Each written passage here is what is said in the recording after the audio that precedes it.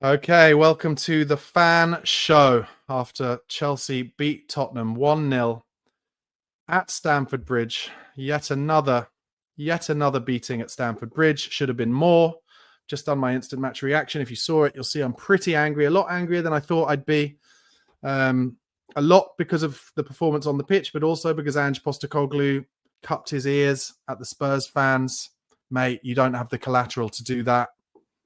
You do not have the collateral. You don't have the money in the bank to do that. Sacking offence, as if there weren't enough sacking offences. Another sacking offence for Ange Postecoglou. But I'm sure he won't get sacked. And just an absolute, honestly, an absolute embarrassment, that performance. Seen it a million times, but this is the show where I speak to Spurs fans from around the world. And if you want to be on a future show, you can do so by emailing tottenhamfanchris@gmail.com. That's tottenhamfanchris@gmail.com. First of all, I'm going to speak to Melvin over there in Malta, one of our regulars. Melvin, how are you, mate? Can you hear me? Yeah, I'm good. Can you hear me? Yes, loud and clear. I'm sure you've just sat through. In fact, I saw you sit through my pretty irate match review. How do you feel? Yeah, I've defended Ange this whole time. And last time I was on, I don't remember when. It's been a while. I said it's getting more harder to defend him. I don't even have the energy to do it anymore. I'm not even going to try. It was a painful defeat because before the game, I thought to myself, is there really a chance we could win? And I was like talking to my dad, telling him we could win, today. We could win. And we just didn't. We just don't have, I think, you say we don't have the leadership. I think the manager does things that are strange at times. He just takes things personal, and I don't know. It's just maybe he's not the right man for the job. I think he's done things that he in the future he'll regret. I think things like that are childish. I thought he was much more mature. He said he's tough-skinned, and he's the opposite of that. He's the opposite of that, in fact. He speaks really well, and that's the only good thing I can say about him. I mean, he can convince me that he's he's the right man for the job, but we need to see results.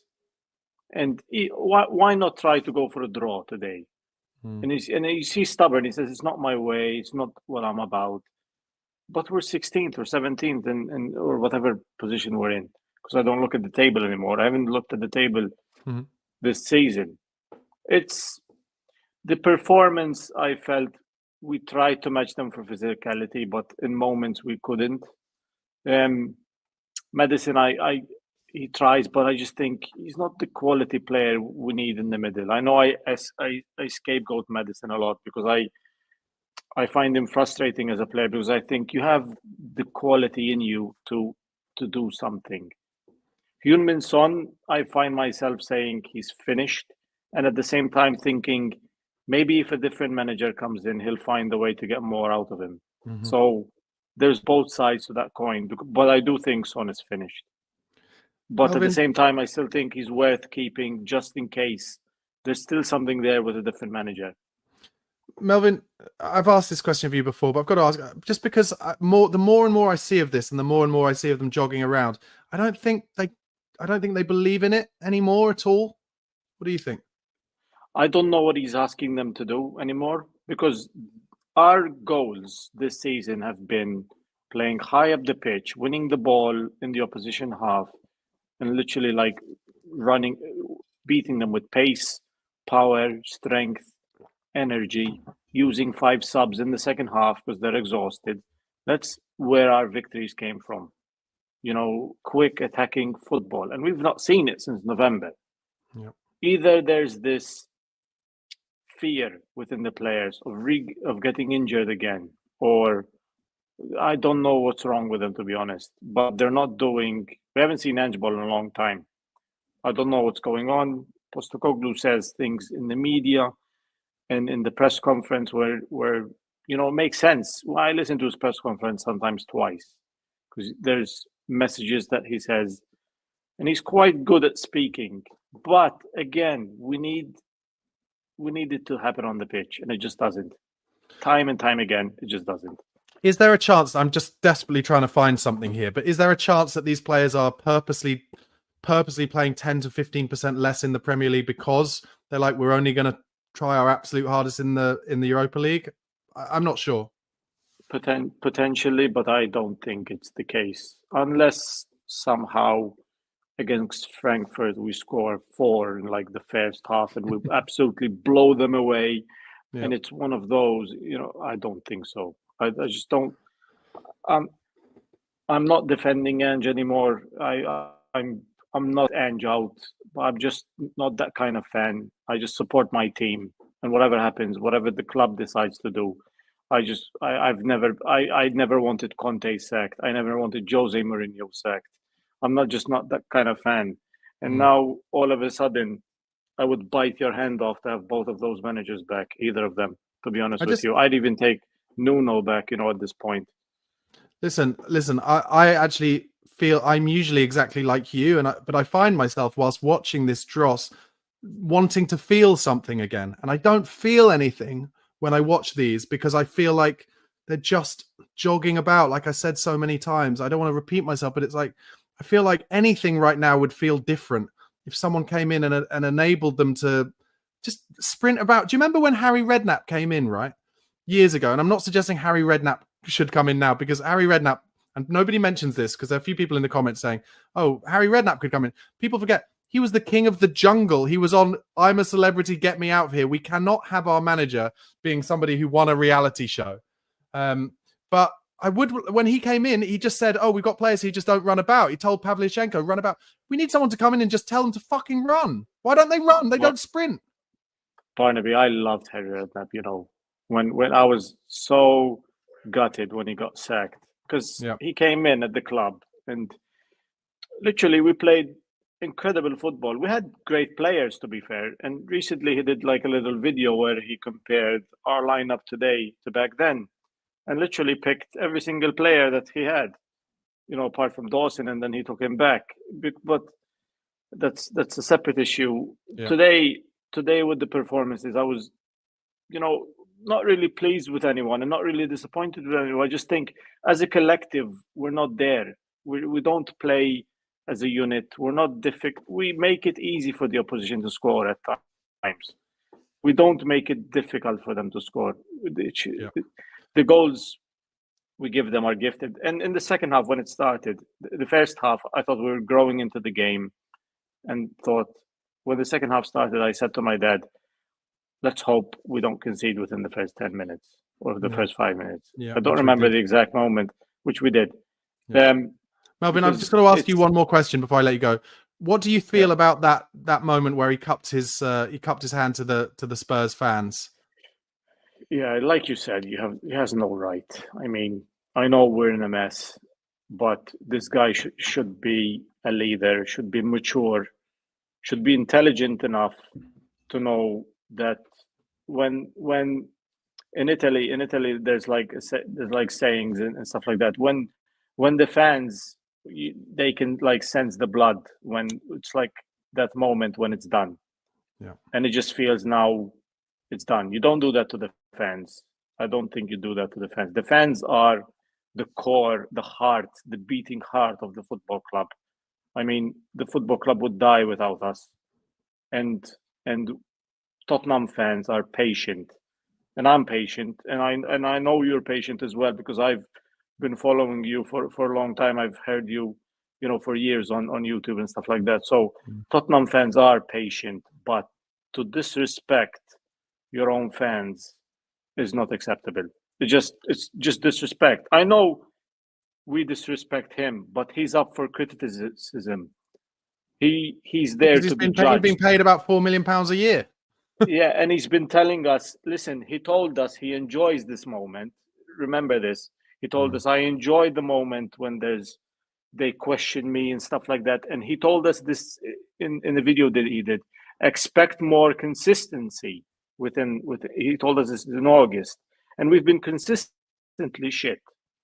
Yeah. So he is right. So Andy told us that it would all be better when the players get back, and it's not. Melvin, thanks so much for being part of the show. Really appreciate it. I'm sure I'll speak to you after what will be probably a horrible weekend against Southampton, I would have thought. Yeah. All the best, Barnaby. See you soon. Cheers, mate. Goodbye. Okay, lovely chat to Melvin. Next up, believe I'm going to Australia, and Gary. How you going? Can you hear me? I can hear you, Gary. It's good. I think this is a good time actually to speak to someone from Australia because, as you can tell, we're in a difficult moment with Ange.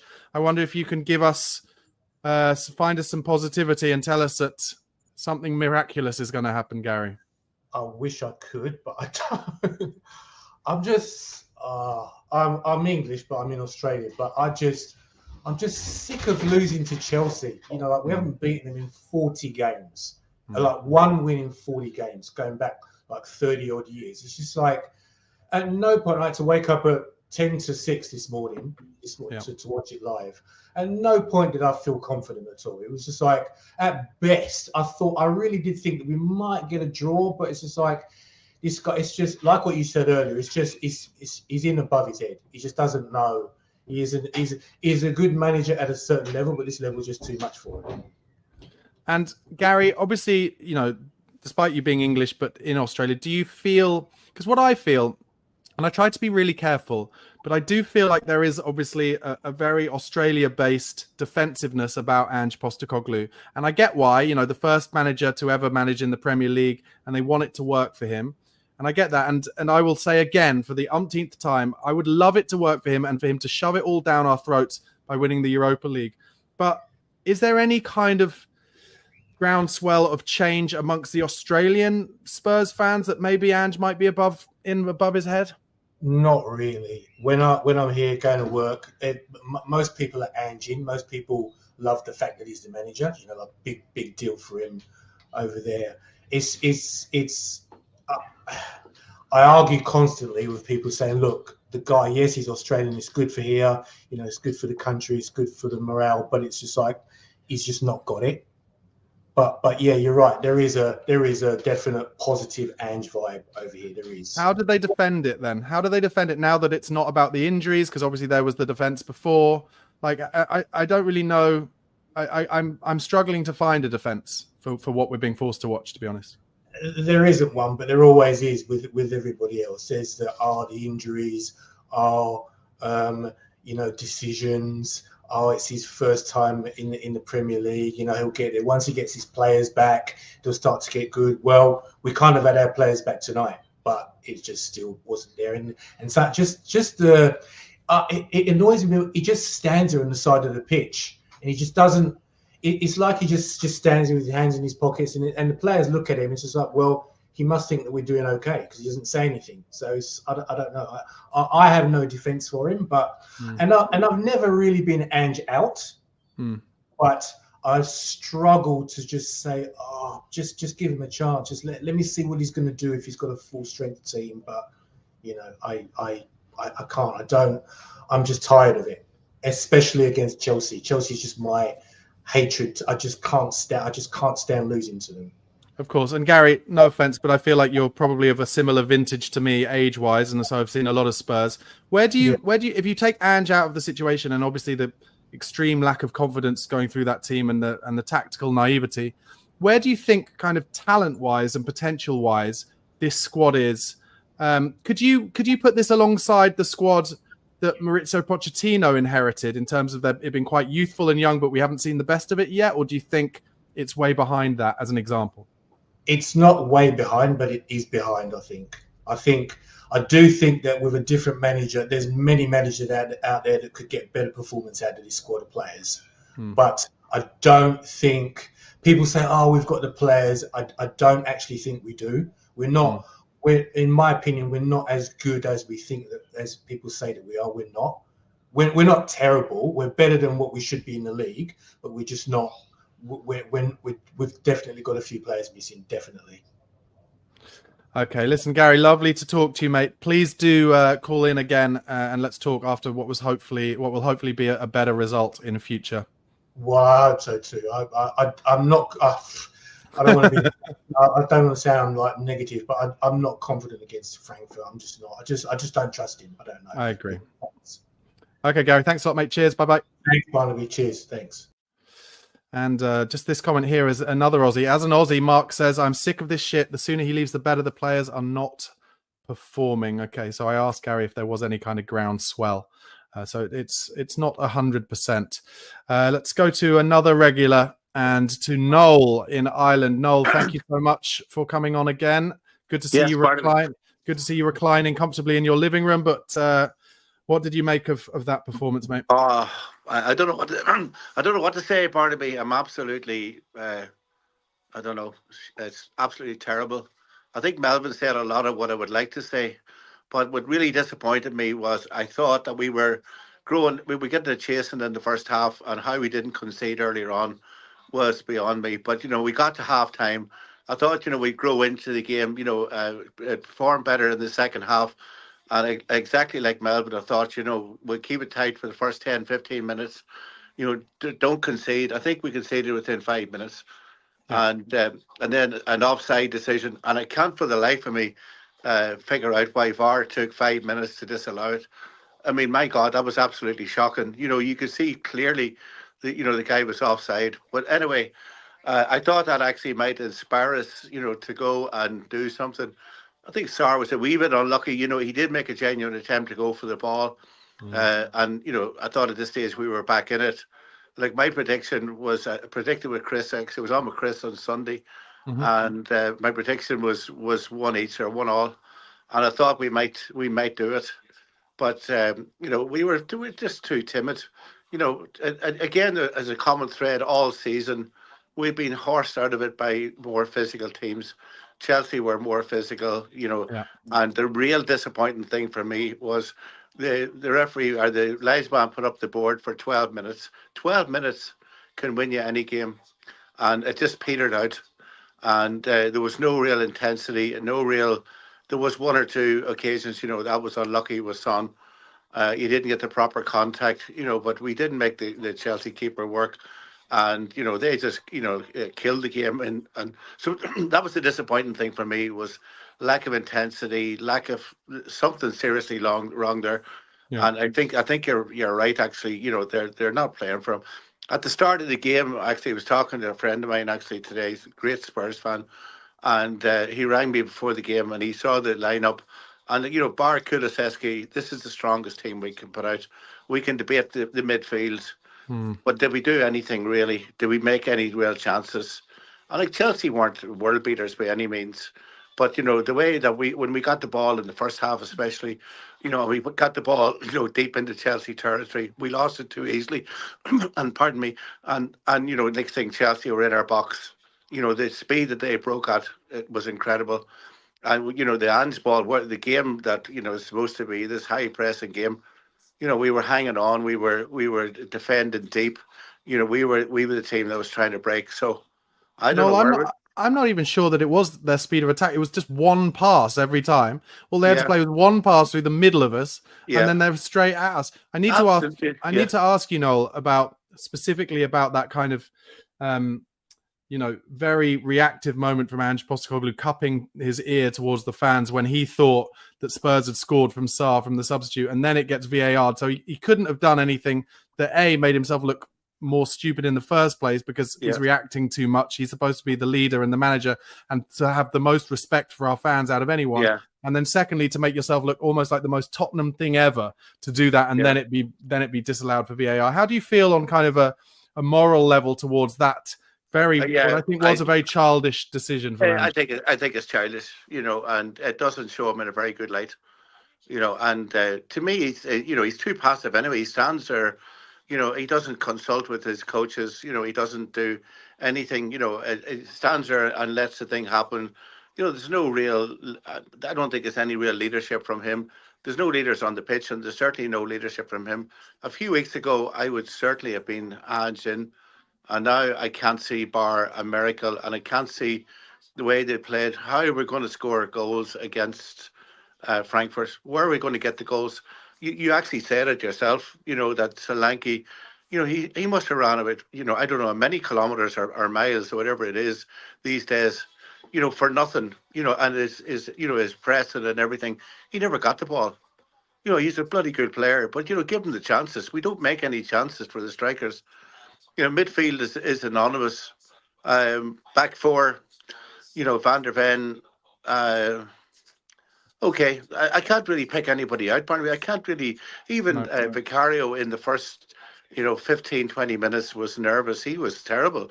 I thought Bergvall was at least trying. Do you know what I mean? Yeah, but he's young and he's a bit green behind the ears. He is a good player, and he will come in time. Maybe next season. And obviously the team that you're seeing there today, there'll be a lot of them are not there next season. And but he leaves a lot of room, because sometimes he chases the ball. He reminds me of a schoolboy footballer, that just goes where the ball is, and suddenly there's a lot of space. He's a wee bit indisciplined, but you're right. There is talent there. Other than that, I couldn't say anything. This is one of the nights where I absolutely hate football. And I mean, I'm like yourself. I hate losing against Chelsea. Chelsea of all teams, who single-handedly, along with Manchester City, destroyed English football. That they were able to get away with losing £1 million a week over 20 years. And they're still playing in a grotty little stadium. So I'm not a Chelsea fan by any means, but by God, I hate losing. And I mean, there's been many wonderful Chelsea teams in the past, but that one tonight wasn't great. And I mean, the amount of space that we give Sancho looked like a world beater. In the first 20 minutes, he was running at us. The amount of room that they got, and with a bit more precision, they could have picked us off. It could, and probably should have been more.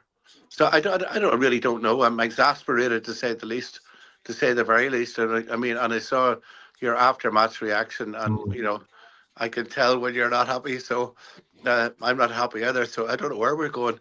I mean, Southampton nearly must be fancying coming to Tottenham on Sunday and getting something. They've nothing to fear.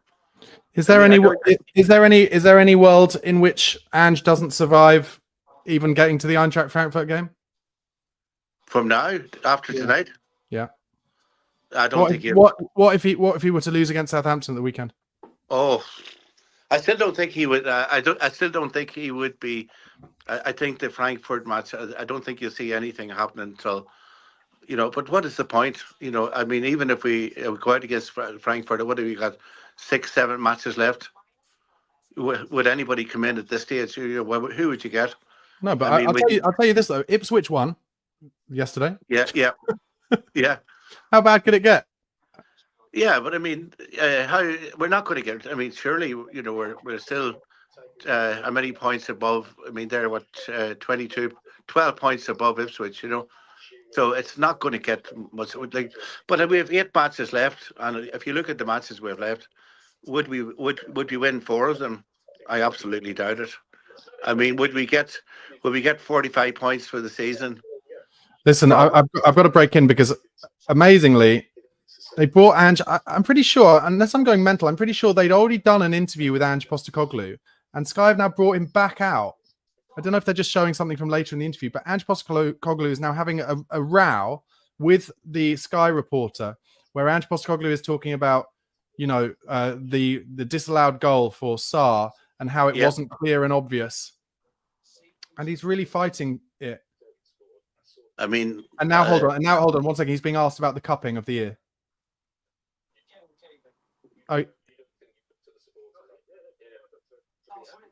He's being asked if he cupped his ear to the supporters, and he's claiming he doesn't know what you're talking about. He says, okay. He's saying, I looked at the fans because I wanted them to be happy. I don't know what that's about. I think he's trying to defend himself there, possibly but I by think, not telling the truth. I don't know how, I mean, obviously, if you look at, VAR looked at it for the Sarr. It was a foul. It was a foul. Yeah. I mean, it was a foul. I mean, I don't think he deserved a yellow card for it. I personally think, he made a genuine attempt. That was mad. That was mad that they then turned it over as a yellow card because there wasn't any strength in it either. That was kind of ridiculous. Not at all. I don't care. Listen, I don't care, and that's how much I don't care at the moment, is because I didn't even celebrate when that goal went in. Away at Chelsea as an equaliser, I was like, not really that fussed. Anyway, look, Noel, thank you. Sorry to go silent there while I was listening to Postecoglou, but I actually think he's digging himself into deeper and deeper holes here. I think he's in a world of trouble, and I genuinely think that the board, Donna Cullen and Daniel Levy and all those guys, will be texting each other, be WhatsApping each other today saying, him cupping his ear to the fans, is that a step too far? It's kind of on the level of Tim Sherwood and the Gillet and the kind of embarrassment of that. Yeah. But yeah, I mean, I think Levy is in a hole of his own making, where he has sacked a manager previously a week before a cup final, which he was then castigated for many years afterwards. Absolutely. So he's absolutely stubbornly now sticking with Ange Postecoglou, when arguably, I think we'll look in hindsight, and people have said it, you'd probably think he should have gone after that Tamworth debacle. Yeah, well, I actually think in the Conte situation that Conte was telling the truth. I mean, maybe he was trying to get himself sacked, but I mean, I wouldn't have sacked Conte under any circumstances. Conte, I don't think was. I actually think Conte got himself sacked on purpose. Yeah, well, I think that must be what it was, because to me, if you're telling the truth, it's not a sackable offence. In life we sometimes have to own up to our mistakes, and obviously Levy. And I don't think, going back to Jose Mourinho being sacked, I don't think Levy wanted him to win it. He hoped that he didn't want him to win it, because if he had won it, then there was no way to get him out. So anyway, a bad night, Barnaby. I don't know. Another bad night, here. And 16 losses so far this season, and I would imagine it's going to hit 20. Yeah, in a 38 league season, 38 match season, it's diabolical. Mortifying. Thanks for being a part of the show, Noel. I'll speak to you again. Yeah, okay. Thanks, Barnaby. Bye-bye. Thank you. Bye-bye. Okay, next up, going to New Jersey, and Matt, who's been very patient. Matt, how are you feeling over there, mate? I'm okay. Apart from the whole football match, I'm doing well. I saw your reaction show, and I wanted to. I shared a lot of those expletive-laced tirades that you had during the game, afterwards, during the lead up, seeing every little bit of it, and just thinking about this, listening to this so far, and I'm just. It's tough, man. This is a really tough time to be a Spurs fan and try to see anything positive out of this. I can't see anything. I'm trying to be as positive as I can. It's tough, man. It's really tough, especially with, like you said, you're egging the fans on, and then you don't even own up to it, like you just said. It seems like he's digging himself his grave quicker than expected. Yeah. Where can we go from here, mate? Actually, the question I want to ask is, what is going to happen next? Are we just going to tumble into... Can you answer me this, right? Answer me this. If we go 2-0 down next Thursday at home in the Europa League against Eintracht Frankfurt, that stadium will be absolutely... It'll be riots, won't it? So what do you think... What do you envisage happening next with this Tottenham team? That is a horrible scenario to think of, and it is a very plausible scenario to think of, unfortunately, how the form of the two teams are, because if you watch Frankfurt and Bundesliga, they're actually doing very well coming back from the break. I don't know where we go, Barnaby. I got to be completely blunt. I wish I had an answer. I mean, I don't see the point in keeping him. It's clear that the players are not playing for him. I mean, that is very observant. Anybody could see that at this point. They don't make these certain runs when they're supposed to. It seems like only a few people are actually doing the pressing in a coordinated manner. The defense, even with Romero and Van de Ven being back, it still looked shambolic. I mean, I know we've spoken about that back post thing. It's the same things that we see. I've always spoken about the bad positioning when we win the ball and then we send everybody up, two passes, and then we lose it again, and then one pass, they're on our back line. And I think you even mentioned it during your reaction show. It's just like, all it takes is one pass to get out our back line. It doesn't even take like this coordinated attack. It's like very simplistic passes because we have these massive holes. So as for like a solution, I'm not exactly sure, man, but I know Ange is not the answer for what we're trying to do or anything that we're trying to do. If we want to try to move forward as a club, and win things and even win in the Europa League, I don't see that Ange could do it. Okay, I just have to talk to you. So Paddy, kindly, who I'm going to talk to in a minute, has just private message to say that it was Sky repeating the previous interview, sorry. And the reason they've clearly repeated that previous interview is because they asked Ange Postecoglou whether he cupped his ear to the fans when Pat Matasar scored that goal that was just after the fans had been booing him and chanting, "You don't know what you're doing." And Ange Postecoglou said, "I don't know what you're talking about, mate. No, I didn't do that. I was just trying to get them." Now, Sky set him up because they then have zoomed in on him from a camera with him cupping his ear to the fans. So he has lied, barefaced lied to the cameras. And that, as far as I'm concerned, is going to cause him all world of trouble. Yeah, that's tough. I mean, you're already under so much pressure. I mean, everything is riding on these next couple of games. Like your managerial career, like you will be remembered as this fraud who came here, and you will not get another chance here. And maybe that's fair, maybe that's unfair. But that's exactly what's going to happen. And then you do something like that. It just seems like you're getting us all wrong. You're getting the whole fan base wrong. You're getting Spurs wrong. I mean, last year with the City game and with Arsenal going for the title, I mean, he got us wrong then. Numerous times he's called us out, and it's just like, why are you doing this? You're making it almost impossible for anybody to see anything positive coming out of this. And after this, and like you said, they show him like a picture, and oh man, this is just a mess. This is like the Springfield tire fire, man, in The Simpsons. It just keeps burning. Yeah, and unfortunately, I've seen this mess many times before, and the only difference is that Levy has literally listened so hard to all the Spurs fans who are angry with him for sacking managers too quickly before, and has now gone staunch the other way. And as a result, we now have a manager who is unfortunately making himself a laughingstock, not solely with the way the team are playing, but lying to the press and to the fans about what he did. Oh, and they're now showing another press conference with him. He's lying again in another press conference. Oh, so now he's now saying he did cup his ear, but he was doing it to hear them cheering.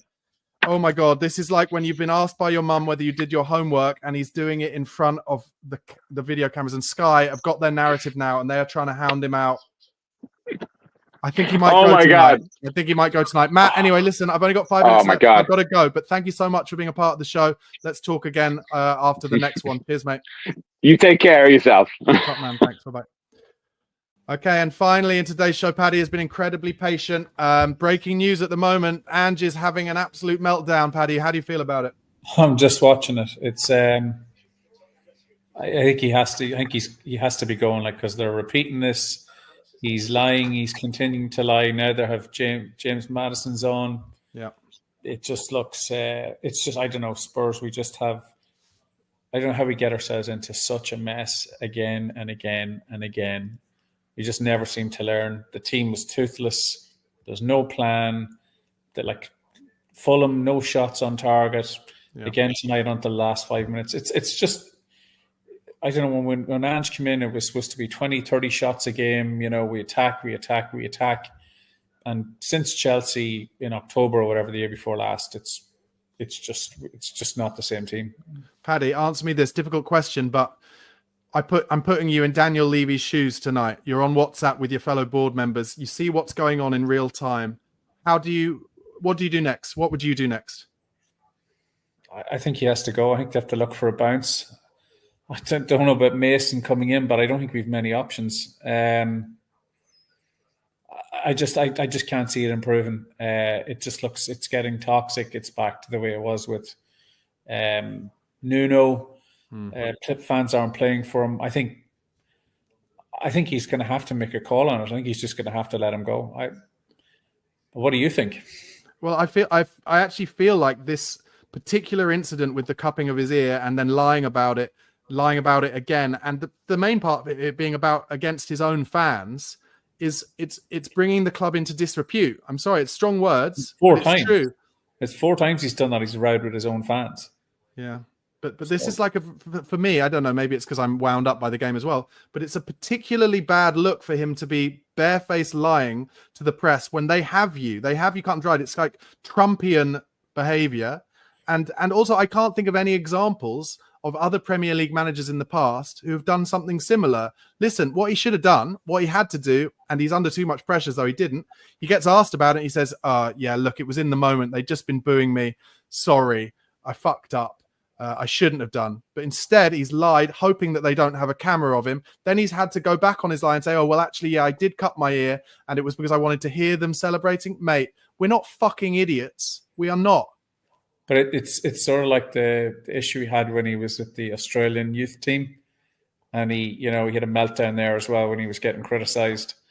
And it's kind of back that again. Like he's getting snappy and prickly with a fair question from the interviewer. Again, looking at the ground, the usual crack that he does, looking at the ground and giving smart answers. Like he's 16 defeats in 30 games, 20, as you said, it's going to be at least for the season. Yeah. He's got, you said, like he's got nothing in the bank that, people are going to give him a pass on it. So, yeah, I think it's another one bites the dust. TSOM has just said in the comments, Petty calling for the sack because he cupped his ear. The football was crap. Well, look, I think arguably I was calling for the sack before that, but I think he's got himself a problem. I don't know. I don't think it's about being petty. I think he's got himself a problem where he's, I understand. He's given it back to fans before, and we've kind of been fine with that when they abuse him to his face or they abuse how he looks or whatever. But I think it's another thing where you are turning to fans who pay a lot of money to travel away to watch absolute dross and then almost be like, what? Because what he's doing by that is saying, I know more than you. And so your opinion doesn't count. And I don't think any manager should ever say that to his fans, be it a gesture or in words. And I think that's why he's got himself in trouble. So that's the first part. And then he lies about it, hoping to get away from it. And that is where I think it just looks really embarrassing. Because if he'd just thrown his hands up and said, oh, I fucked up, it was in the moment, I'm sorry, then actually we'd be like, oh, Ange at least tells the truth. And we've been saying for a long time, the thing that I've been saying about him, I love how he talks. I love that he tells the truth and whatever. But actually, he's just becoming more and more overrated. And like you said, prickly and whatever.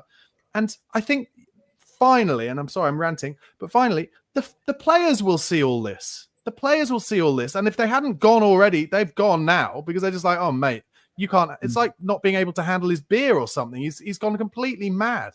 Jamie Redknapp's loving it too. You can see he's loving it altogether on Sky.